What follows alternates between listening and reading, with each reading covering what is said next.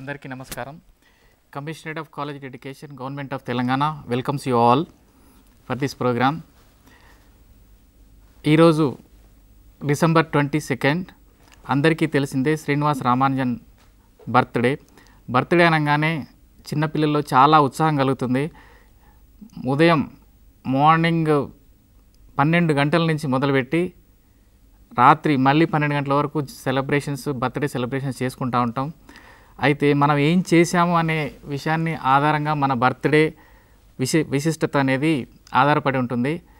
So ఈరోజు Ramanujan birthday ప్రపంచ పటంలో మ్యాథమెటిక్స్లో భారతదేశ పటాన్ని ప్రపంచానికంతా ప్రపంచ యుద్ధాలు మొదలు కాకముందే మనం కూడా ఉన్నామనే విషయాన్ని ప్రపంచానికి తెలియజెప్పిన మహా వ్యక్తి యొక్క జన్మదినం ఈరోజు రామానుజన్ గారి యొక్క జన్మదినం జరుపుకుంటున్నాం.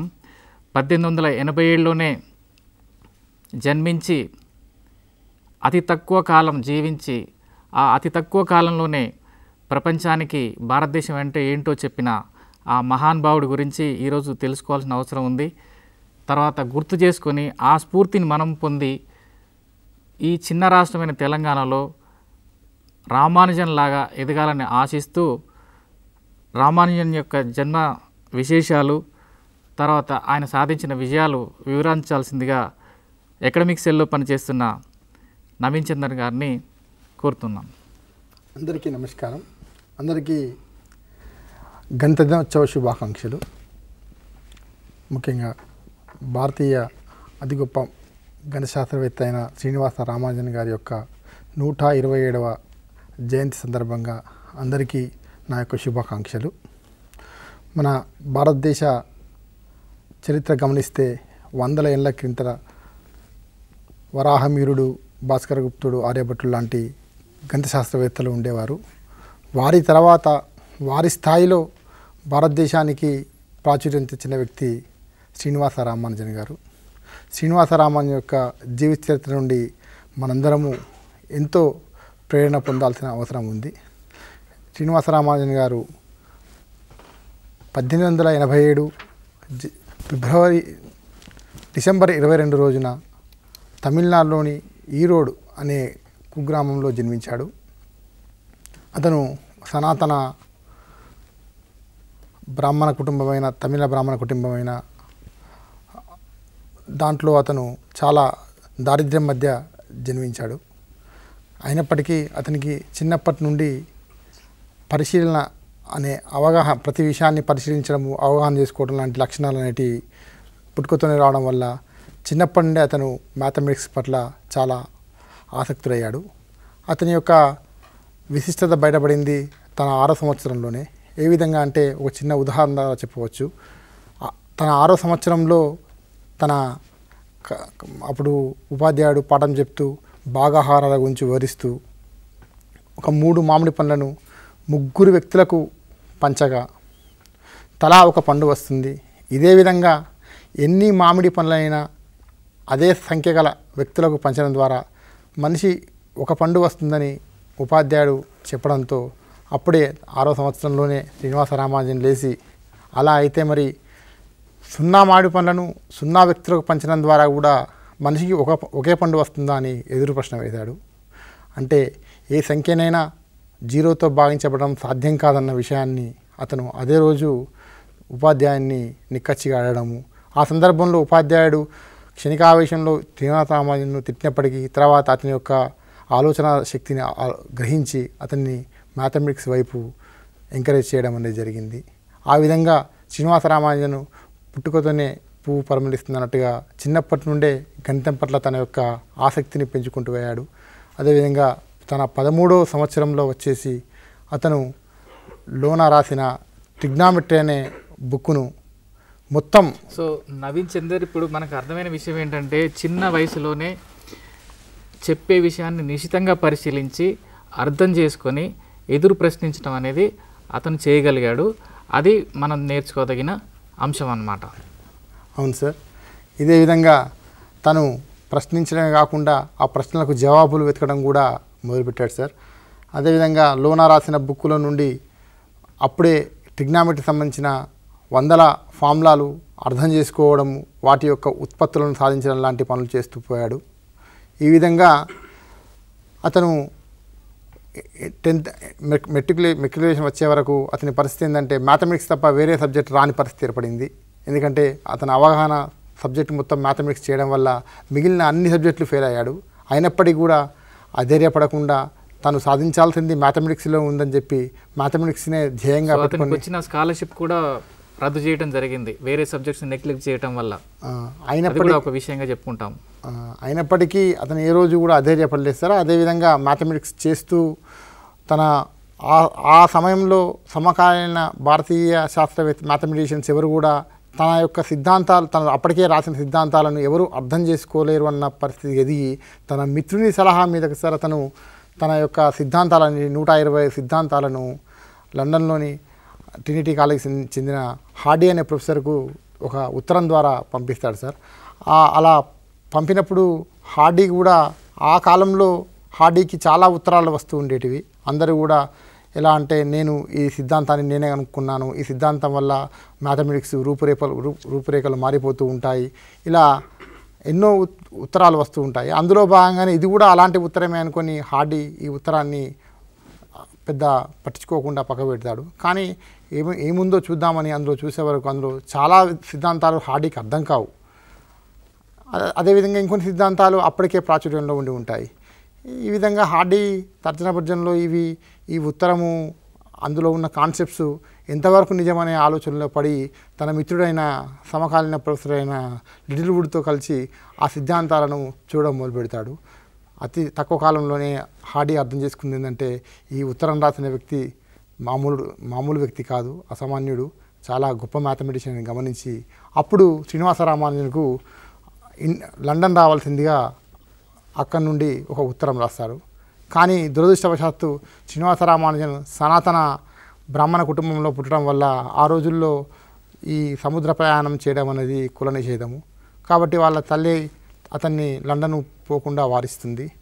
అయినప్పటికీ శ్రీనివాస రామానుజన్ ఏమాత్రం జరగకుండా తన పరిశోధన చేస్తూ ఉంటాడు. అదే సమయంలో ఈ హార్డీ ఉత్తరం వల్ల అతని ఇండియాలో కొద్దిగా ప్రాచుర్యం వచ్చి నెల్లూరు కలెక్టర్ రామచంద్రరావు గారు నెలకు 75 రూపాయల స్టైఫండ్ కూడా శ్రీనివాస రామానుజన్కు సాంక్షన్ చేస్తాడు.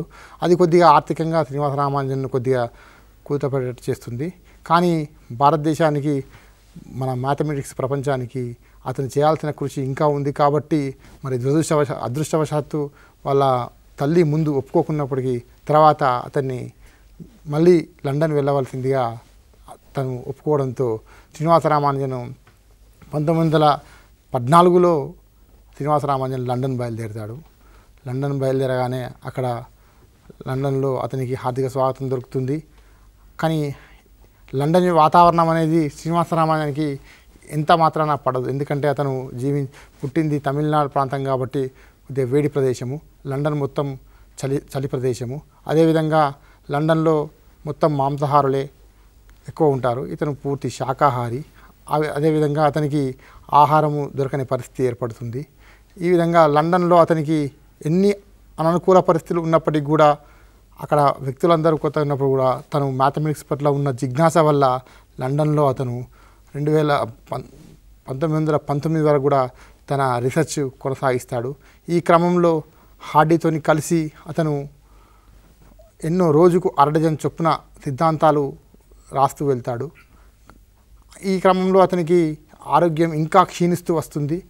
అక్కడి డాక్టర్లు కూడా ఇది క్షయవ్యాధిలా ఉంది కాబట్టి అతన్ని ఇండియాకు వెళ్ళవలసిందిగా కోరుతారు. కానీ దురదృష్టవశాత్తు మొదటి ప్రపంచ యుద్ధం వల్ల అతను మధ్యలోనే ఇండియా రాలేక 1919 వరకు లండన్లో ఉండాల్సి వస్తుంది. ఆరోగ్యం పూర్తిగా క్షీణించాక అతను లండన్ నుండి ఇండియాకు వస్తాడు. ఇండియాకు వచ్చాక కూడా తన రీసెర్చ్ ఆపకుండా బెడ్ మీద ఉండి కూడా అతను హార్డీతో ఉత్తర పత్రికల ద్వారా తన రీసెర్చ్ కొనసాగిస్తూ ఉంటాడు. ఎన్నో వందల సిద్ధాంతాలు రాస్తూ అతను చివరికి 1920 ఏప్రిల్ 26 రోజున అతను మనకు ఒక గొప్ప మ్యాథమెటిషియన్ను మన దేశం కోల్పోవాల్సి వచ్చింది. మరి అతను ఒకరోజు లండన్లో ఒక శాస్త్రవేత్త ఇక్కడ ఉంటే చనిపోతావు, ఇండియా వెళ్ళు అన్నప్పుడు అతను ఒక మాట అంటాడు, బతకడం కంటే ఏదో ఒకటి సాధించడం గొప్ప, మ్యాథమెటిక్స్కు దేశానికి ఏదో చేయాలన్న తపన అనేది అతను కనబరుస్తాడు. చాలా మన ఈరోజు యువత కథైనా ఎంతైనా అది ఆదర్శప్రాయం. So Naveen, thank you Naveen. జీవిత విశేషాలు శ్రీనివాస రామానుజన్ గురించి వివరించారు. అయితే అతను చాలా అతి తక్కువ కాలం జీవించాడు. తర్వాత ఆ జీవించిన కాలంలోనే అతి ఎక్కువ సాధించాడు. అయితే ఇప్పుడు ఇక్కడ మనం అర్థం చేసుకోవాల్సింది ఏంటంటే, అతి తక్కువ కాలం జీవించి అతి ఎక్కువ విషయాలను అర్థం చేసుకున్నాడు. సో ఇక్కడ కాలము అంటే క్రియా అవధి అని చెప్పుకుంటాం.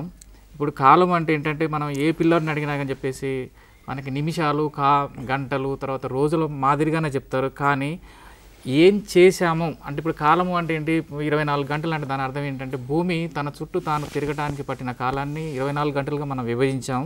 లేకపోతే 24 భాగాలుగా విభజించి ఒక్కొక్క గంట అని చెప్పుకున్నాం. అదే రకంగా సూర్యుని చుట్టూ తిరగడానికి ఒక రౌండ్ కొట్టినప్పుడు 365 రోజులు ఒక సంవత్సరంగా చెప్పుకుంటాం. అయితే ఇప్పుడు శ్రీనివాస రామానుజన్ జీవితాన్ని మనం పరిశీలించినప్పుడు ఎంతకాలం అయితే జీవించాడో, 33 సంవత్సరాలు జీవించాడు. ఈ 33 సంవత్సరాల్లో ఏం చేశాడు అనే దాన్ని క్రియావధిగా చెప్పుకున్నప్పుడు మనకు చాలా కాలము విలువైనది. కాలం అంటే పనిగానే మనకు అర్థమవుతుంది. అయితే మ్యాథమెటిక్స్లో ఇంత గొప్పగా మన భారతదేశానికి పేరు తెచ్చిన ఈ శాస్త్రజ్ఞుడు, మ్యాథమెటిషియన్ మనకు ఉండడం చాలా గర్వకారణం. అయితే ఇక్కడ అవగాహన అంటే, ఇప్పుడు మన ఆయన జీవితాన్ని మనం పరిశీలించినప్పుడు, యాక్చువల్గా ఈ ప్రోగ్రామ్ డిజైన్ చేసినప్పుడు, లేకపోతే ఏం చెప్పాలి అని ఆలోచించినప్పుడు మేము అన్నీ చదివామన్నమాట. చదివినప్పుడు మాకు ఒక్కటే అర్థమైంది ఏంటంటే, శ్రీనివాస రామానుజన్ విషయాన్ని పూర్తిగా అర్థం చేసుకున్నాడు. ఏం జరుగుతుంది నిశ్చితంగా అర్థం చేసుకున్నాడు. ఈ రోజుల్లో a+b² అంటే గుండె గాబరా, ఆల్జిబ్రా అంటే గుండె గాబరా అనే పరిస్థితి ఏర్పడింది. సో యాక్చువల్గా a+b² చూసినప్పుడు ఒక చిన్న ఎగ్జాంపుల్ అండి. ఇది ఒక స్క్వేర్. ఈ స్క్వేర్ ఏంటంటే, ఇది ఒక స్క్వేర్గా చెప్పుకుంటాం అనమాట. ఎందుకంటే భుజాలు సమానంగా ఉన్నాయి కాబట్టి ఇది ఒక స్క్వేర్గా, ఒక చదరంగా చెప్పుకుంటాం అనమాట. సో దీన్నే మనం a+b² అంటే ఏంటి, దీన్ని ఒక భుజాన్ని ఇక్కడి నుంచి ఇక్కడ వరకు a, ఇక్కడి నుంచి ఇక్కడ వరకు b అని, అదే రకంగా ఇక్కడి నుంచి ఇక్కడ వరకు a, ఇక్కడి నుంచి ఇక్కడ వరకు b అని అనుకుంటాం.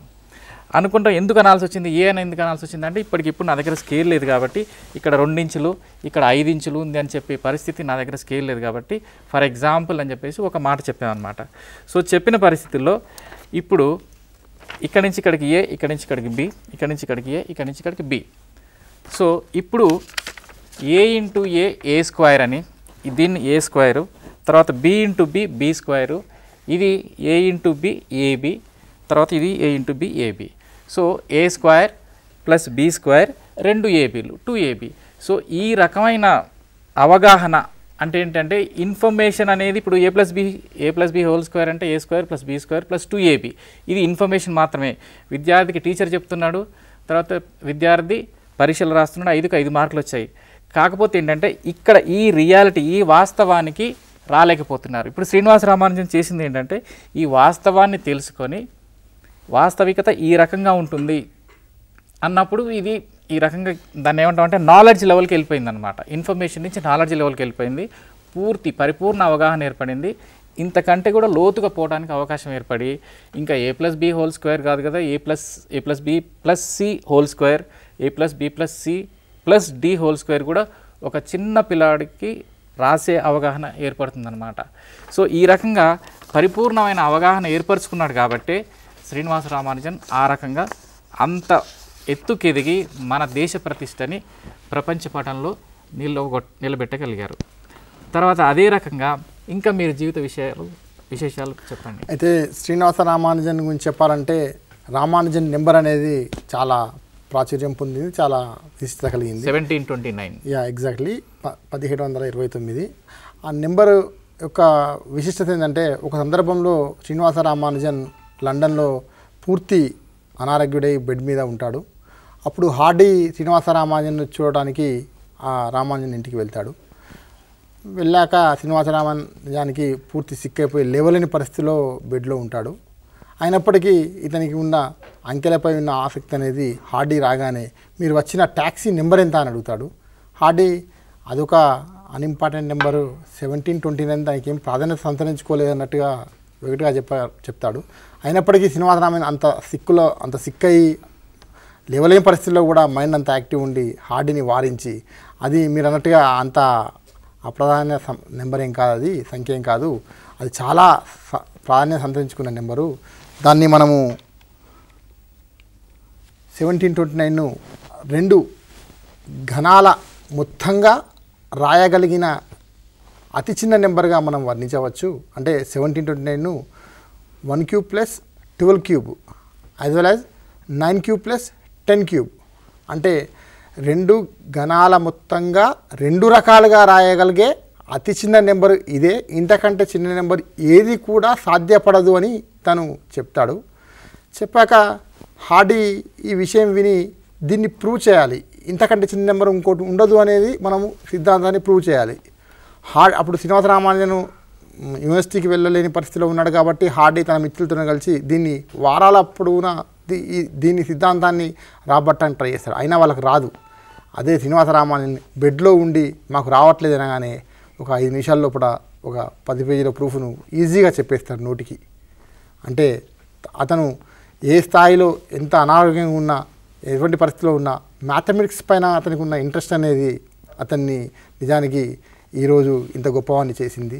నిజానికి సార్ శ్రీనివాస రామానుజన్ 100 ఏళ్ల కింద పుట్టి చనిపోయాడు.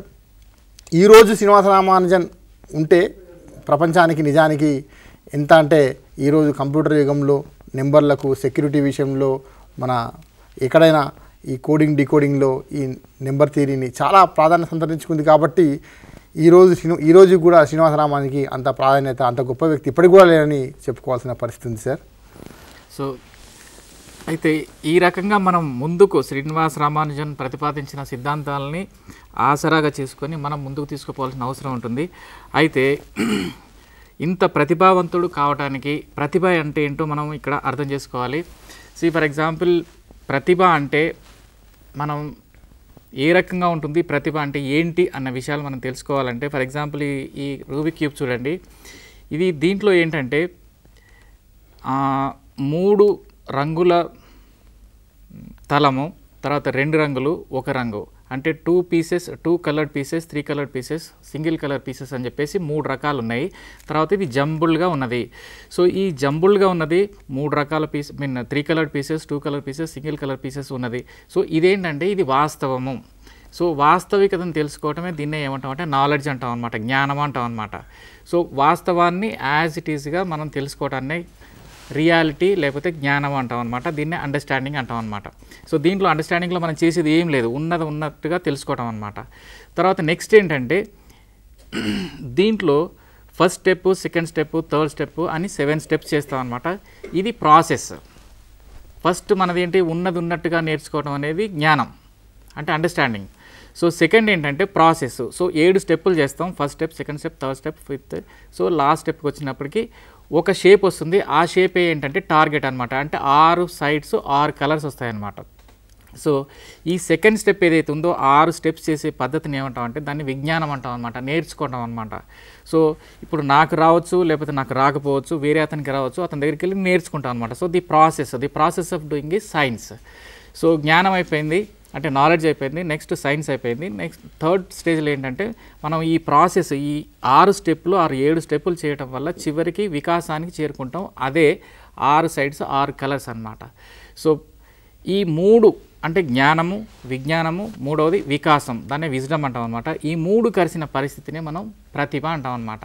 సో ఇప్పుడు మాకు అంటే శ్రీనివాస రామానుజన్ జీవితాన్ని మనం పరిశీలించినప్పుడు అర్థమయ్యేది ఏంటంటే అతి తక్కువ కాలం జీవితకాలం ఉన్నప్పటికీ కూడా ఆయన ప్రతిభావంతుడయ్యాడు. అంటే జ్ఞానం అంటే ఏంటో తెలిసింది, విజ్ఞానం అంటే ఏంటో తెలిసింది, తర్వాత వికాసం ఎక్కడికి చేరుకోవాలనే విషయాలు తెలిసింది. ఈ 3 విషయాలు తెలిసినాయి కాబట్టే అతను అంత ప్రతిభావంతంగా పరిస్థితిని గమనించి సిద్ధాంతాలను ప్రతిపాదించి ప్రపంచ పటంలో భారతదేశాన్ని అంత గుర్తింపు తీసుకురాగలిగినాడు. కాబట్టి అతను మనం ఎంతో ఆదర్శపాయుడు. అతన్నే మనం ఆదర్శంగా తీసుకోవాల్సిన అవసరం మన డిగ్రీ కాలేజీలో ప్రతి విద్యార్థికి ఉంటుంది. నెక్స్ట్ సో నిన్న ఈ మిగతా విషయాలు నవీన్ చందర్ వివరిస్తాడు. ఈ లోపల నేను I will do the steps. నేను ఇక్కడ ఏంటంటే మీకు ఒక పరిస్థితిని వివరించాను. 2 colour pieces, 3 colour pieces, single colour piece అని చెప్పేసి మీకు ఉన్నట్టుగా విషయాన్ని చెప్పాను. ఇది జంబుల్డ్గా ఉంది. సో నెక్స్ట్ ఏంటంటే నేను I will do the process. So first step చేస్తాను, సెకండ్ చేస్తాను, థర్డ్ చేస్తాను, 7th స్టెప్కి వెళ్తాను. వెళ్ళిన తర్వాత మనకి అది సైన్స్ అయిపోతుంది. సైన్స్ అయిపోయిన తర్వాత అంటే విజ్ఞానం అయిపోతుంది. నెక్స్ట్ టార్గెట్ వచ్చేస్తుంది అనమాట. దాన్నే విజ్డమ్ అంటాం అనమాట, వికాసం అంటాం అనమాట. సో నవీన్ చంద్ర శ్రీనివాస రామానుజన్కు ఆ కాలంలో royal fellowship of Trinity college అనే అవార్డు వస్తుంది. అది అప్పట్లో అది చాలా ప్రఖ్యాతి పొందిన అవార్డు. అదేవిధంగా అందరికీ శ్రీనివాస రామానుజన్ నుంచి నోబెల్ ప్రైజ్ ఎందుకు రాలేదన్న సందేహం వచ్చి ఉంటుంది. నిజానికి నోబెల్ ప్రైజ్ అనేది మ్యాథమెటిక్స్ రంగంలో ఇవ్వరు. దానికి చాలా చాలా కథలు ఉన్నాయి, అవి అప్రస్తుతం. మనకు మ్యాథమెటిక్స్ రంగంలో తప్ప మిగిలిన రంగాల్లో నోబెల్ ప్రైజ్ అనేది ఇవ్వడం జరుగుతుంది. దానివల్ల శ్రీనివాసరామన్ అప్పటికి నోబెల్ ప్రైజ్ ఉన్నప్పటికీ కూడా అతను నోబెల్ ప్రైజ్ అనేది రాదు. ఆ సందర్భంలో అతను అప్పుడు ఉండే మ్యాథమెటిక్స్లో అత్యుత్తమ పథకం ఏంటంటే ఫీల్డ్ మెడల్ అంటారు. ఇది నిజానికి ఫీల్డ్ మెడల్ సాధించడం అనేది 10 నోబెల్ ప్రైజ్లు సాధించిన వ్యక్తి కూడా ఒక ఫీల్డ్ మెడల్ సాధించలేని విధంగా దాని యొక్క నామ్స్ అనేవి అంత స్ట్రిక్ట్గా ఉంటాయి.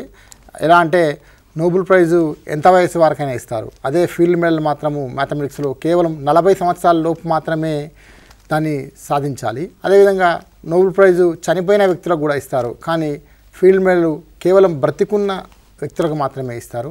ఈ విధంగా ఫీల్డ్ మెడల్లో చాలా కండిషన్స్ ఉంటాయి. ఈ విధంగా అప్పుడు రామానుజన్ నిజానికి ఫీల్డ్ మెడల్కి సెలెక్ట్ అవుతాడు. ఇండియాకు వచ్చాక 1919లో అతను ఫీల్డ్ మెడల్కి సెలెక్ట్ అవుతాడు. దురదృష్టవశాత్తు అతను 1920లో చనిపోవడం వల్ల బతికున్న వ్యక్తులకే ఫీల్డ్ మెడల్ ఇవ్వాలి కాబట్టి అతనికి ఫీల్డ్ మెడల్ రాదు. తర్వాత అప్పటి నుండి భారతదేశానికి ఫీల్డ్ మెడల్ రాలేదు. రీసెంట్గా 2014లో మంజులా భార్గవ అని భారతీయ సంతతికి చెందిన ఒక వ్యక్తికి ఫీల్డ్ మెడల్ రావడం జరిగింది. అది చాలా గర్వకారణం మనకది. నిజానికి ఫీల్డ్ మెడల్ సాధించాలనేది నిజానికి అనుకున్నంత కష్టమైన పనేం కాదని అభివర్ణిస్తారు అందరూ. ఎందుకంటే మ్యాథమెటిక్స్లో రీసెర్చ్ స్కోప్ చాలా ఎక్కువ ఉంటుంది. కొత్త విషయాలను ఈజీగా మనము కనుక్కోగలుగుతాము అనేది TIFR అనే Tata institute of fundamental research అనేది వాళ్ళు ఈ ఫీల్డ్ మెడల్ సాధించడం గురించే ఆ ఇన్స్టిట్యూట్ స్థాపించబడింది. వాళ్ళు వర్క్ కూడా చాలా రిగరస్గా చేస్తున్నారు వాస్తవానికి. ఈ విధంగా సార్ తను ఈ ఫీల్డ్ మెడల్ రానప్పటికి కూడా ఫీల్డ్ మెడల్ సాధించిన అంత గొప్ప వ్యక్తి మన శ్రీనివాస రామానుజన్గా మనం చెప్పుకోవచ్చు. ఈ విధంగా మనము శ్రీనివాస రామానుజన్ చెప్పుకుంటూ పోతే ఈ 45 నిమిషాల క్లాస్ ఎప్పటికీ సరిపోదు. సో ఇప్పుడు మనకు మ్యాథమెటిక్స్ అనేది చాలా భయం గొలిపే విషయం విద్యార్థుల్లో. సో ఈ మ్యాథమెటిక్స్ అంటే భయం పోవాలంటే విద్యార్థుల్లో ఏ రకమైన అవగాహన ఏర్పరచుకోవాలి, దాని గురించి మనకి ఇంత స్ఫూర్తిదాయకమైన శ్రీనివాస రామానుజన్ మన చరిత్రలో ఉన్నప్పుడు మీరు ఏ రకమైన విద్యార్థులకు మ్యాథమెటిక్స్ గురించి భయం పోవాలి, మ్యాథమెటిక్సే మన జీవిత ఆశయం కావాలి, మ్యాథమెటిక్స్లోనే ఉంది అనే దానికి మీరు ఏ రకంగా చెప్పగలుగుతారంటే సార్, మ్యాథమెటిక్స్ అనేది చదవడం ద్వారా రాదు సార్. అది మ్యాథమెటిక్స్ అనేది అర్థం చేసుకోవడం ద్వారా వస్తుంది. దీనికి నా యొక్క పర్సనల్ ఎక్స్పీరియన్స్ చెప్పదలుచుకున్నాను. నిజానికి సార్ నేను ఇంటర్మీడియట్ ఎంపీసీ స్టూడెంట్ కాదు, నేను ఒకేషనల్ స్టూడెంట్. నాకు ఇంటర్మీడియట్లో మ్యాథమెటిక్స్ అనే సబ్జెక్ట్ లేదు. Very good. అయినప్పటికీ అప్పుడు గైడెన్స్ లోపం వల్ల నేను ఎంపీసీ తీసుకోలేకపోయాను. తర్వాత ఇంటర్మీడియట్ ఒకేషనల్ అయిపోయాక బ్రిడ్జ్ కోర్స్ అనేది చేయడం వల్ల నేను బీఎస్సీ ఎంపీసీకి ఎలిజిబిలిటీ సాధించాను. అప్పుడు బీఎస్సీ ఎంపీసీలో జాయిన్ అయ్యాక కూడా నాకు ఇంటర్మీడియట్ మ్యాథమెటిక్స్ బ్యాక్గ్రౌండ్ లేకపోవడం వల్ల ఫస్ట్ ఇయర్ పేపర్ కూడా ఫెయిల్ కావాల్సిన పరిస్థితి, అదేవిధంగా సెకండ్ ఇయర్ పేపర్ కూడా ఫెయిల్ కావాల్సిన పరిస్థితి ఏర్పడింది సార్. అయినప్పటికీ నాకు డిగ్రీ ఫైనల్ ఇయర్కి వచ్చే వరకు అర్థం చేసుకోవడం అంటే ఒక విషయాన్ని చదవడము, అర్థం చేసుకోవడం అనే విషయం తెలుసుకోవడం ద్వారా నేను డిగ్రీ ఫైనల్ ఇయర్లో నా మ్యాథమెటిక్స్ ప్రస్థానాన్ని స్టార్ట్ చేశాను సార్. ప్రతి విషయాన్ని క్షుణ్ణంగా అర్థం చేసుకోవడము, వీలైతే పక్కవారికి అర్థమైంది చెప్పడం లాంటి పనులు చేసుకుంటూ పోయాను సార్. ఒక సంవత్సరంలోనే నేను అనుకుంటాను ఇంటర్మీడియట్ మ్యాథమెటిక్స్ కావచ్చు, డిగ్రీ మ్యాథమెటిక్స్ కావచ్చు, ఎవ్రీథింగ్ ఒక సంవత్సరంలో నేర్చుకొని డిగ్రీ అయిపోయే వరకు Hyderabad central university, Osmania, as well as Kakatiya అన్ని యూనివర్సిటీలో నేను ఎంఎస్సీ సీట్ తెచ్చుకున్నాను. తర్వాత కూడా సెంట్రల్ యూనివర్సిటీలో జాయిన్ అయ్యాక కూడా సార్ మ్యాథమెటిక్స్లో సిఎస్ఆర్ కావచ్చు, గేట్ కావచ్చు అన్నీ సాధించగలిగాను. ఇదంతా నేను చెప్పదలుచుకున్నది ఒకటే, నేను అంతకుముందు డిగ్రీ ఫైనల్ ఇయర్ రాకముందు నా జీవితంలో చేసిన పొరపాటు, డిగ్రీ ఫైనల్ ఇయర్ తర్వాత చేసిన గొప్ప పని ఏంటంటే అర్థం చేసుకోవడం, ఏదైనా విషయాన్ని ఆలోచించడం, ఎందుకు ఎలా వస్తుంది, ఎందుకు వస్తుంది అనేది ఆలోచించడం మొదలుపెట్టాను. కాబట్టి నా జీవితం ఇలా మారిందని నేను ఆలోచిస్తున్నాను సార్. అందరూ విద్యార్థులు కూడా ఇదే విధంగా ఇప్పటివరకు గడిచిన జీవితాన్ని గుర్తు చేసుకొని బాధపడకుండా ఇప్పుడు స్టార్ట్ చేసినప్పటికీ కూడా వాళ్ళ జీవితాన్ని వాళ్ళు మార్చుకోవచ్చని నా జీవిత చరిత్రని చెప్పదలుచుకున్నాను sir. So okay. So Naveen Chandraraju ఇప్పుడు మీరు మాట్లాడిన దాంట్లో నాకు అర్థమైంది ఏంటంటే విషయాన్ని కంప్లీట్గా కూలంకషంగా అర్థం చేసుకోవాలి, అంటే వాస్తవికతను అర్థం చేసుకోవాలి. వాస్తవికత అంటే ఏంటంటే వస్తువు అంటే ఒక పదానికి అర్థం ఉంటుంది, ఆ అర్థం వెనుక వస్తువు ఉంటుంది, ఆ వస్తువుకి దగ్గరికి వెళ్ళినప్పుడు వాస్తవికత అర్థమవుతుంది. అంటే ఇంతకుముందు a+b² చెప్పినట్టుగా అదే రకంగా అర్థమైన విషయాన్ని వేరే వాళ్ళకి చెప్పడం ద్వారా కంప్లీట్గా ఆ అర్థం అవడం అనేది రీఇన్ఫోర్స్మెంట్ అయిపోయి అది దాన్ని ఏమంటాం స్మృతిలో నిలబడిపోతుంది.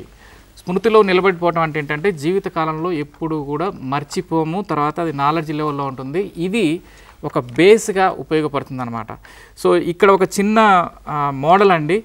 సో దీంట్లో ఏంటంటే a+b³ అనమాట. ఇది ఒక క్యూబ్ అనమాట. సో దీన్ని 2 భాగాలుగా ఇప్పుడు ఏ రకంగా అయితే మనం a+b² మనం ఏ రకంగా అయితే ఎక్స్ప్లెయిన్ చేసామో అదే రకంగా a+b³ కూడా పెన్ను పేపరు తర్వాత రాయకుండా తర్వాత బట్టి అనేది పట్టకుండా లేకపోతే వేరే ఇంకా ఏం లేకుండా కూడా మనం ఎక్స్ప్లెయిన్ చేయగలిగే పరిస్థితి ఉంటుంది. ఆల్జిబ్రా అంటే గుండె గాబరా అనే పరిస్థితి పరిస్థితి రాకుండా ఉంటుందన్నమాట. ఫర్ ఎగ్జాంపుల్ ఇది ఒక క్యూబ్ అండి, ఎల్లో క్యూబ్. సో దీంట్లో దాదాపు ఎన్ని ఉంటాయి 3/3 × 3 అంటే 27 క్యూబ్స్ అనమాట. సో 27 క్యూబ్స్ని మనం ఏం చేశానంటే ఒక క్యూబ్ లాగా అమర్చామన్నమాట. అమర్చినాక దీంట్లో ఒక క్యూబ్ తీసామన్నమాట. దీని పొడవు వెడల్పులన్నీ కూడా ఏ అనమాట. సో ఇది ఏ తర్వాత పొడవు వెడల్పు ఎత్తు. సో కాబట్టి దీన్ని ఏమంటామంటే a³ అంటాం అనమాట. సో పొడవు వెడల్పులు ఎత్తులు 3 సమానంగా ఉన్నాయి కాబట్టి ఒక చిన్న క్యూబ్. సో ఇది దీన్ని తీసి పక్కన పెట్టేశాను. ఇది ఒక క్యూబ్లోంచి ఒక చిన్న క్యూబ్ తీసి పక్కన పెట్టాను. ఇది a³. సో అదే రకంగా ఇంకొక క్యూబ్. సో ఫర్ ఎగ్జాంపుల్ ఇది ఇంకొక క్యూబ్. దీంట్లో ఏంటంటే ఇది b అన్నాం అనమాట. అంటే దీనికంటే వేరే రకంగా ఉంది కాబట్టి, అంటే ఇంతకుముందు చెప్పిన a³ కంటే డబుల్ ఉంది కాబట్టి సరే ఫర్ ఎగ్జాంపుల్ దీని కొలతలు మనకి ఇప్పుడు కొలవడానికి లేదు కాబట్టి దీన్ని b³ అని చెప్పామన్నమాట. సో ఇది ఒకటి చిన్నది a³ అయిపోయింది, ఈ పెద్దది b³ అయిపోయింది. ఈ పక్కన పెట్టేసాం. సో ఇప్పుడు మనకి ఏమొచ్చాయి a³ వచ్చింది, b³ వచ్చింది. తర్వాత ఇక్కడ ఇంకొక పీస్ని తీసుకుందాం. సో ఇది b × b అంటే ఏంటి b² అయిపోయింది. తర్వాత దీని ఎత్తు ఎంత అయిందంటే a అన్నమాట. So b²a. సో ఈ పీస్ పేరు b²a. ఇది a³ అని చెప్పాను చిన్నది, ఇది b³ అన్ని 3 కొలతలు సమానంగా ఉన్నాయి కాబట్టి b³. ఇక్కడ 2 కొలతలు సమానంగా ఉన్నాయి, ఒక కొలత వేరే రకంగా ఉంటుంది కాబట్టి b²a అని చెప్పాము. ఈ b²aలు 1 2 3 వచ్చాయి కాబట్టి దీన్ని ఏమంటామంటే 3b²a. అదే రకంగా ఇంకొక పీస్ ఉంది, దీంట్లో ఇంకొక 3 పీసులు మిగిలిపోయాయి దీంట్లో. సో a² ఈ చిన్న కొలతను మనం a అనుకున్నాం కాబట్టి a², తర్వాత దీని ఎత్తు b. So a²b. సో ఇలాంటి ముక్కలు 3 ఉన్నాయి. సో 3 a²bలు. సో ఇంతకుముందు నేను మొత్తం అరేంజ్ చేసినప్పుడు ఒక క్యూబ్ కాబట్టి ఇది a+b³ అనుకుంటే మనకు దీంట్లో ఏమేమి వచ్చాయంటే a³ వచ్చింది, b³ వచ్చింది, 3 b²aలు వచ్చాయి, తర్వాత 3 a²bలు వచ్చాయి. సో ఈ రకంగా ఏంటంటే చిన్నపిల్లలు ఈ ఎక్స్పెరిమెంటు మీ స్కూల్స్లో నవీన్ నేను కలిసి చాలా స్కూల్స్లో తర్వాత బీఎస్సీ పిల్లల్ని కూడా అడిగిన పరిస్థితుల్లో a+b³ అంటే a² + b³ + 3a²b 3b²a అని చెప్పి ఒక మాటల రూపంలోనే చెప్పడం జరిగింది. కానీ ఒక అండర్స్టాండింగ్ లెవెల్లో ఈ రకంగా ఎవ్వరూ చెప్పడం జరగలేదు. సో ప్రతి విద్యార్థి కూడా ఈ అండర్స్టాండింగ్ లెవెల్లోకి అంటే వాస్తవికతకి వస్తువు దగ్గరికి వెళ్ళాల్సిన అవసరం ఉంది. వస్తువు దగ్గరికి వెళ్ళని పరిస్థితుల్లో అది ఇన్ఫర్మేషన్ రూపంలోనే ఉంటుంది, అది నాలెడ్జ్ అనిపించుకోదు, తర్వాత దానికి మర్చిపోవడం జరుగుతుంది,